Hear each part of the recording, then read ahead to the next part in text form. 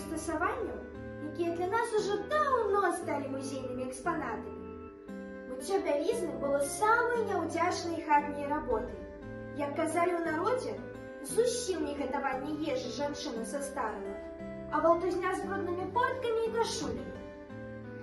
У такіх выпадках нашым прабабулям на дапамогу прыходзіў драўляны пральнік-калатоўнік, рэч вельмі патрэбная ў гаспадарцы, якім бялізну раней перылі або мылі. Мыццё і прасаванне бялізны спакон вякоў лічылася жаночай справай. Больш таго, прачка стала адной з першых жаночых прафесій. З ранняй вясны да глыбокай восені мылі пераважна ў рацэ ці возеры, на адкрытым паветры, стоячы на каленях, на драўляных мастках. Звычайна у кожнай вёсцы былі свае любімыя мясціны на рацэ, дзе ў адзін і той жа час збіраліся вясковыя кабеты і за размовай аб сямейным жыцці-быцці, неўзаметку для сябе, адстуквалі кожнае свае брудныя рэчы. Так масткі гэтыя часцяком ператвараліся ў свайго роду жаночы клуб. У рублівых гаспадынь мінулага было ў запасе нямала цікавых рэцэптаў мыцця. Воцат не толькі выдаляў бруднае адзенне, але і захоўваў якасць каляровых тканін. Плямы ад лушчу гаспадыні выдалялі мелам, зялёныя плямы ад травы – спіртам, керасінам адціралі кроў. У якасці мыльнага сродку часцей за ўсё выкарыстоўвалі шчолак. З печы вымяталі попел, здрабнялі яго ў парашок і залівалі вадой. Затым сумесь трэба было настаяць некалькі дзён, а пасля зноў развесці вадой. Такі парашок выдатна адмываў бялізну і знішчаў плямы. Але як жа адбываўся сам працэс мыцця? У дубовую бочку на дно клалі распаленыя ў печы ці на вогнішчы камяні.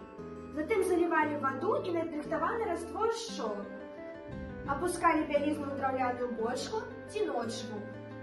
Добранька прапарвалі і пачыналі яго выбіваць пральнікам. У кожнай гаспадыні абавязкова быў такі агрэгат. А вось мыць у лазні лічылася дрэннай прыметай. Далей пераходзілі да паласкання ў рацэ. Зімой рабіліся палонкі ў лёдзе або паласкалі з масткоў. Улетку ж гэта рабілі на беразе. Як бачыце, працэс мыцця ў тыя далёкія часы нагадваў сапраўднае святадзейства. Таму і стаўленне да тых гаспадарчых прылад, якія выкарыстоўваліся, было асаблівае. Пасля таго, як адзенне высыхала, яго неабходна было адпрасаваць. Прас складаўся з двух прадметаў: рубель, які уяўляе сабой прамавугольную дошку з ручкай, і круглую качалку. На ніжнім баку рубля былі выразаны папярочныя засечкі, а прасавалі наступным чынам. Адзенне, рушнікі, абрусы складаліся па шырыні качалкі, затым рэч адкручвалі вакол яе, каб атрымаўся тугі скрутак. Пасля зверху укладвалі рубель і каталі качалку з бялізнай па стале. Такая катка адзення патрабавала пэўных фізічных намаганняў ад жанчыны. У сярэдзіне 18 стагоддзя з'явіўся жалезны прас, які лічыцца прадаўжальнікам драўлянага. Па баках праса ёсць адтуліны, куды засыпалі палаючыя вуглі. Падзьмеш у дзірачку? Вуголле разгараецца. Усе прасы таго часу адрозніваліся ладнай вагой, так, што прасаванне ператваралася ў фізкультуру з зняццем цяжару, бо вага некаторых прасаў была 10 кілаграм. Але былі і малыя, з палову далоні, для каўнерыкаў і карункаў.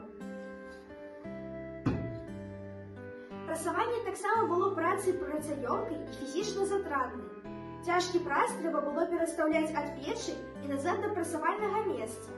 Але асаблівае майстэрства заключалася ў тым, каб прасам не падпаліць тканіну. Як мы бачым, у нас зараз камфортнае жыццё. У доме ёсць пральныя і сушыльныя машыны. Але ж мы павінны ведаць, як жылі нашы продкі, захоўваючы традыцыі.